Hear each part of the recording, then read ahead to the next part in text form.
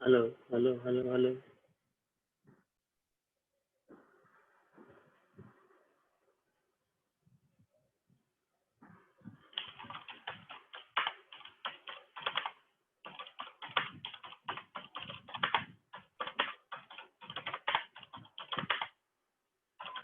Good morning sir.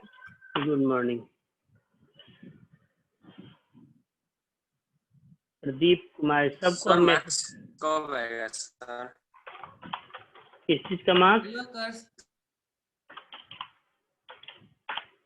क्या बोला बोलो।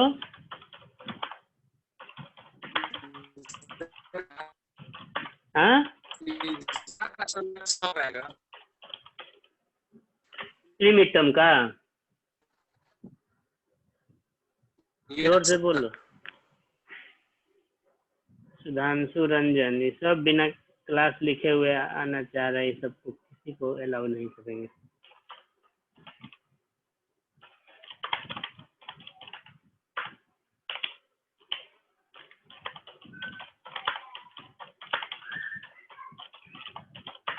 Midterm वाला मैथ कब आएगा सर? फी जमा है? Yes sir.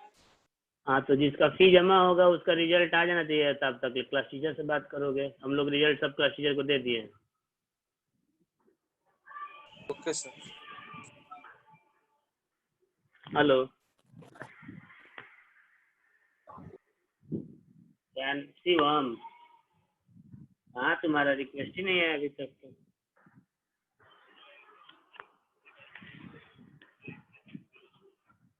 तुम्हारा कुछ प्रॉब्लम होगा, उसको ऐप में जाते हैं ना, ऐप मैनेजमेंट में जाके वहाँ डाटा डिलीट करके फिर से ज्वाइन करना शुरू करो। हाँ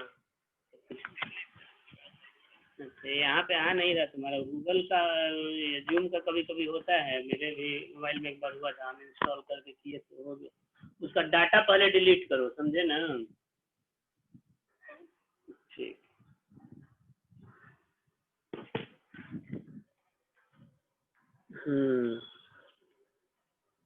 चलो देखा जाए कौन को।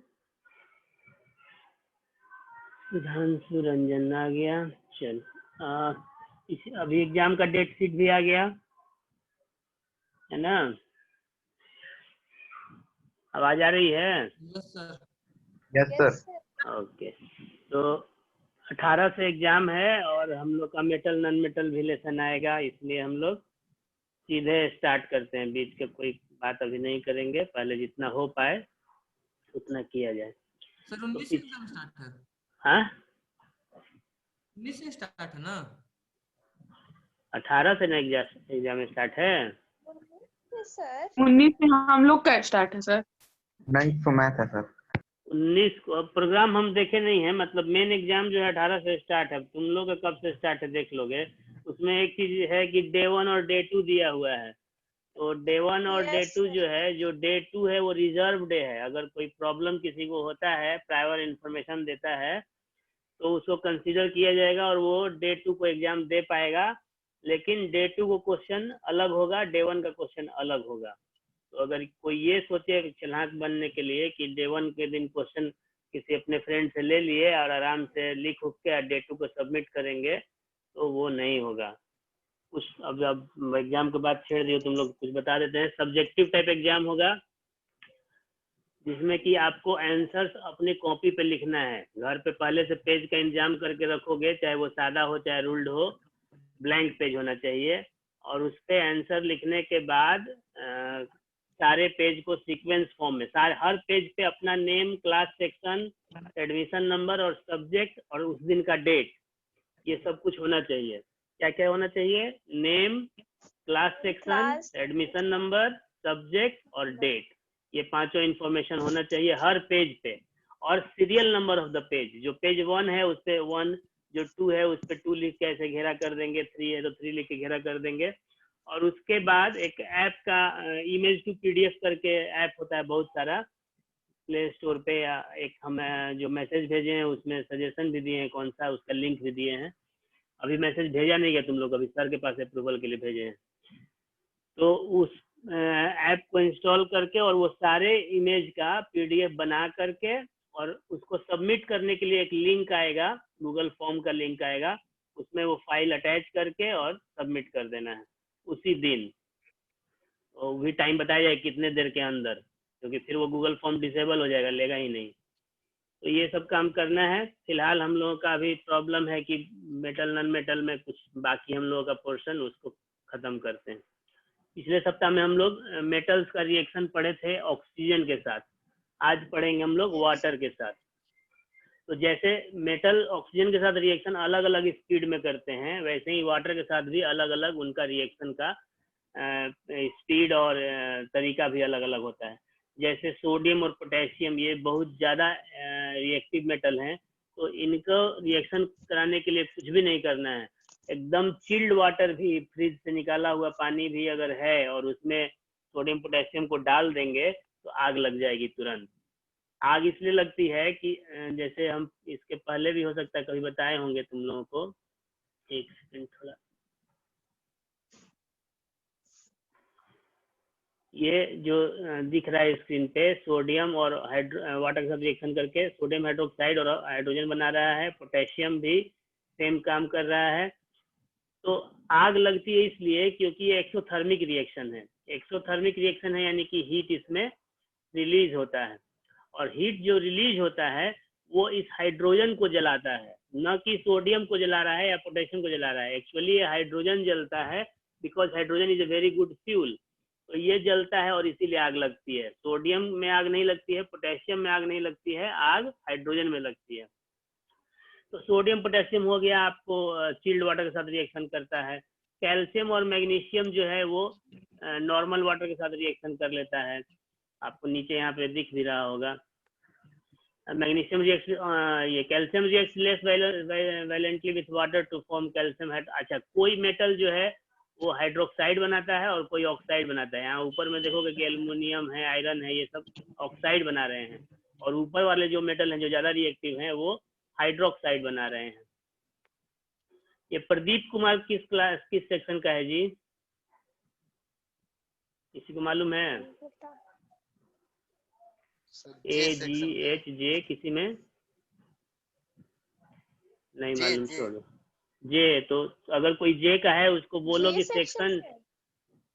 सेक्शन डाले। ए का है, जिसका भी है, उसका कोई बच्चा है अगर, उसको तो बोल दो कि सेक्शन डाले, तभी एंट्री होगा, नहीं तो नहीं होगा। तो बता रहे थे कि कैल्शियम जो है वो नॉर्मल वाटर के साथ रिएक्शन करेगा, कैल्शियम हाइड्रोक्साइड बनाएगा, वाटर बनाएगा, लेकिन आग नहीं लगेगी। मैग्नीशियम उससे नीचे, उससे कम रिएक्टिव है, तो वो रिएक्शन करेगा लेकिन हॉट वाटर के साथ रिएक्शन करेगा और हाइड्रोक्साइड और हाइड्रोजन गैस ही बनाएगा। अब उससे नीचे आते हैं, आपको एल्युमिनियम है, आयरन है, जिंक है। तो ये जो रिएक्शन करेंगे, ये ना तो हॉट वाटर के साथ रिएक्शन करेंगे, ना ही कोल्ड वाटर के साथ, ना ही चिल्ड वाटर के साथ। इनको रिएक्शन करने के लिए वाटर का स्टीम फॉर्म चाहिए, यानी गैसियस स्टेट चाहिए। तो स्टीम के साथ रिएक्शन करेंगे और वो ऑक्साइड बनाएंगे और हाइड्रोजन बनाएंगे। जैसे यहाँ पे आपको दिख रहा है एल्युमिनियम, आयरन, ये सारा रिएक्शन करके स्टीम के साथ, ये जो वाटर है एक्चुअली ये गैसियस फॉर्म में हो गया। और गैसियस फॉर्म में सिर्फ वाटर वेपर से काम नहीं चलेगा, स्टीम होना चाहिए। स्टीम में हीट ज्यादा होता है, तो स्टीम के साथ रिएक्शन करेगा और ऑक्साइड और हाइड्रोजन गैस बनाएगा। और उसके नीचे जब आएंगे, लेड है, सिल्वर है, कॉपर है, गोल्ड है, प्लेटिनम है, ये बिल्कुल रिएक्शन नहीं करेंगे। इसीलिए लोग गोल्ड ऑर्नामेंट्स या सिल्वर ऑर्नामेंट्स पहन के आराम से नहा लेते हैं। अगर वो रिएक्शन करता होता तो लोग नहाने से पहले ये सारे ऑर्नामेंट्स उतार के तब नहाते। चलो अब आते हैं नेक्स्ट, एसिड के साथ रिएक्शन। तो एसिड के साथ जो रिएक्शन है ये डिस्प्लेसमेंट रिएक्शन है। एक्चुअली डिस्प्लेसमेंट रिएक्शन पढ़े होंगे, जिसमें कि एक हायर रिएक्टिव एलिमेंट एक लेस रिएक्टिव एलिमेंट को डिस्प्लेस करता है। तो अगर आप यहाँ ध्यान से देखो, ये पहले तो बता देते हैं कि जनरल फॉर्मेट क्या है। मेटल जो है डाइल्यूट एसिड के साथ रिएक्शन करके सॉल्ट और हाइड्रोजन गैस बनाता है। तो डाइल्यूट एसिड मालूम है, जिसमें एसिड कम है, वाटर ज्यादा है, और कंसेंट्रेटेड वो होता है जिसमें एसिड ज्यादा और वाटर कम होता है। तो मेटल जो है डाइल्यूट एसिड, एसिड में कौन सा एलिमेंट नेसेसरली होता है? हर एसिड में कौन सा ऐसा एलिमेंट है जो हाइड्रोजन। जरूर होता है? हाइड्रोजन। Very good. तो जो हाइड्रोजन। मेटल, हाँ वेरी गुड, H2 तो H2 जो मेटल हाइड्रोजन से ज्यादा रिएक्टिव होगा वही इस रिएक्शन को सक्सेसफुली कंडक्ट करेगा। कि जैसे यहाँ पे देखते हैं मैग्नीशियम, तो मैग्नीशियम जो हाइड्रोजन से ज्यादा रिएक्टिव है, तो ये हाइड्रोजन को हटा करके क्लोरीन के साथ खुद जुड़ गया, बना दिया MgCl2 और हाइड्रोजन सेपरेट हो गया, एलिमिनेट हो गया, अलग हो गया। एल्युमिनियम जो है स्टील के साथ रिएक्शन करके AlCl3 बनाता है, और ये उस तरह से H2SO4 के साथ भी हम लोग रिएक्शन देख सकते हैं। जैसे ये मान लो आयरन है आपका, और इसका रिएक्शन कराते हैं H2SO4 के साथ, क्या बनेगा जी? iron है FeSO4। Ferrous sulphate plus hydrogen. हाँ very good, ferrous sulphate plus hydrogen, ठीक है। hydrogen तो यहाँ पे भी आयरन जो है वो हाइड्रोजन से ज्यादा रिएक्टिव है, इसलिए ये रिएक्शन हुआ। अब हम दूसरा एक क्वेश्चन देते हैं। जैसे मान लो ये है आपको, ये है हमारा कॉपर, और इसका रिएक्शन कराते हैं H2SO4, ये हमारा डाइल्यूटेड है ना? क्या बनेगा प्रोडक्ट बताओ? KuSO4 plus sir H2 sir copper sulphate plus hydrogen. CuSO4, हाँ एक सेकेंड, सबको बारी बारी से बोलने दो, प्लस H2। जैसे कॉपर सल्फेट और हाइड्रोजन। अच्छा, एक आदमी कोई और भी बोल रहा था कि कोई बनेगा ही नहीं।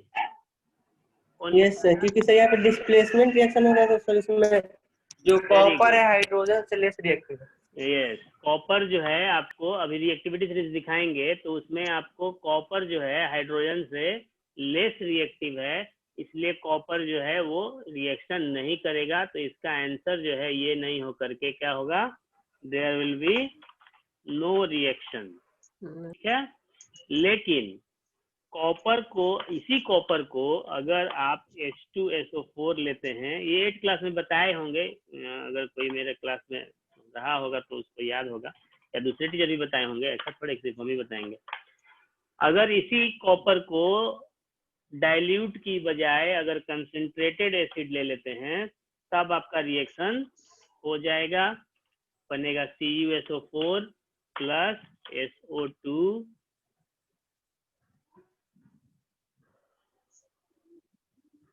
ये कौन है जी? क्रिसु 10 जी।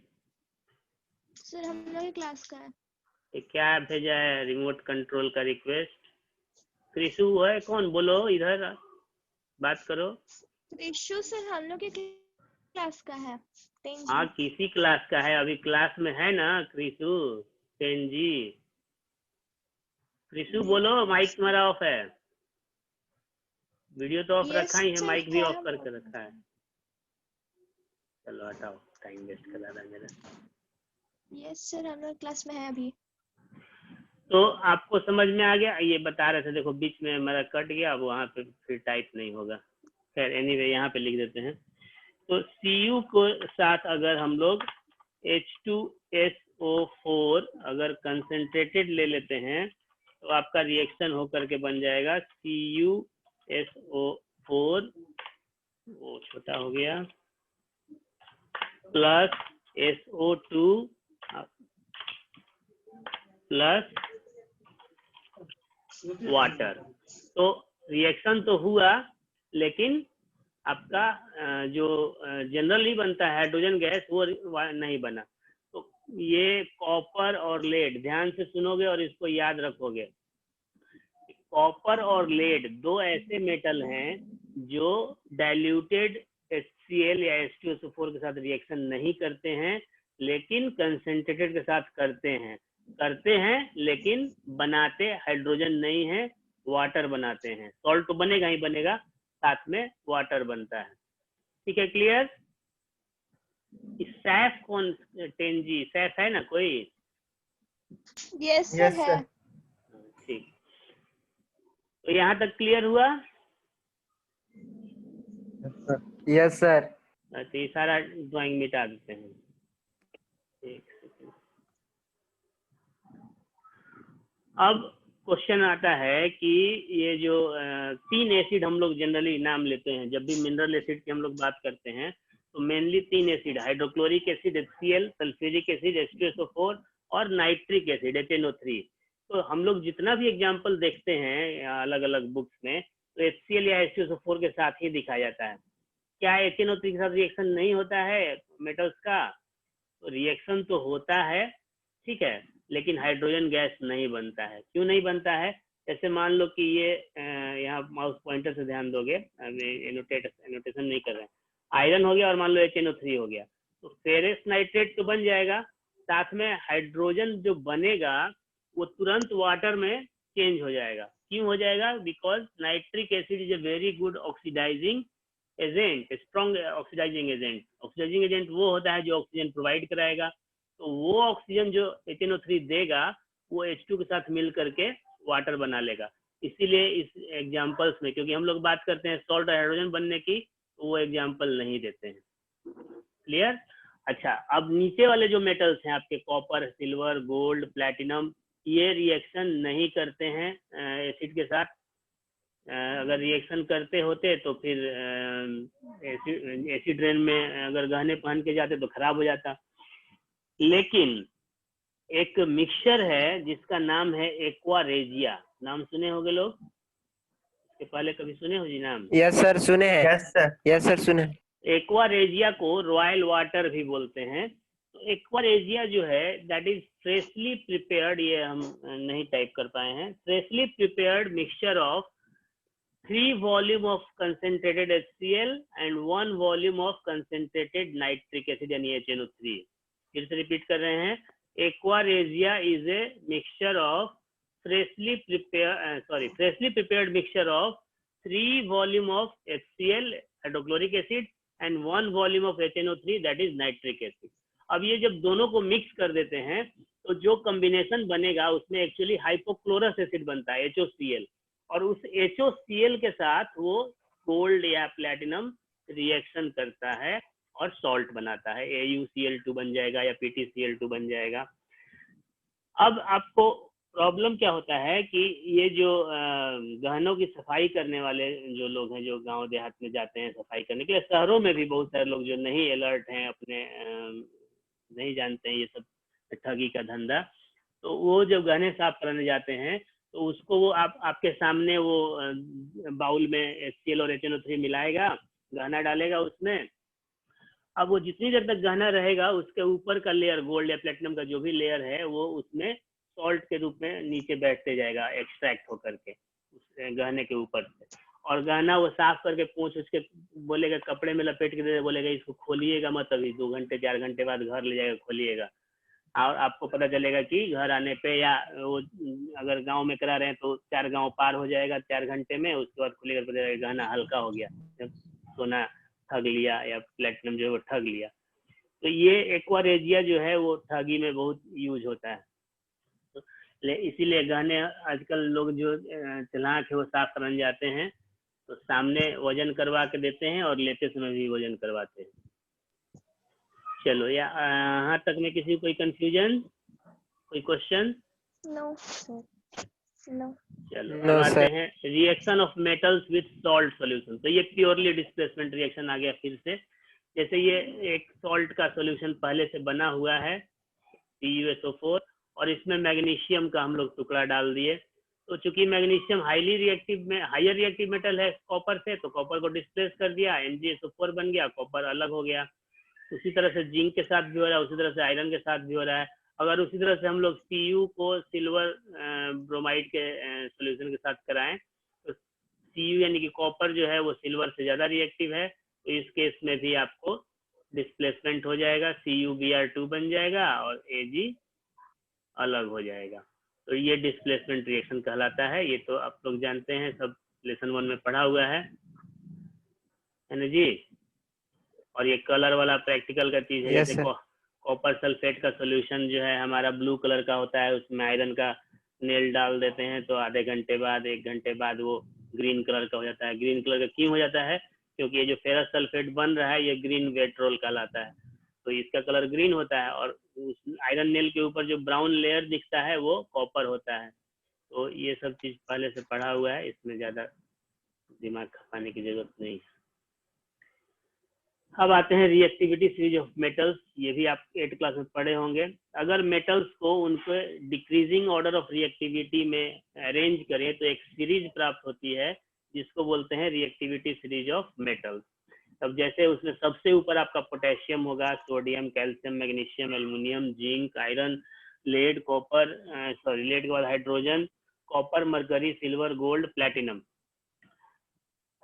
यहाँ पे आपको एक हाइड्रोजन नाम का भी एलिमेंट दिख रहा है जो कि मेटल नहीं है। एक बच्चा हमसे 10 क्लास का कभी पूछा था 2-3 साल पहले, सर हाइड्रोजन तो मेटल है ना?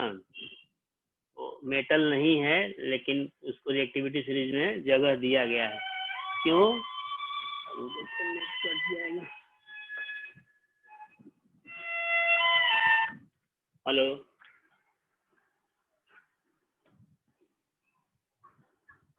हाँ जी,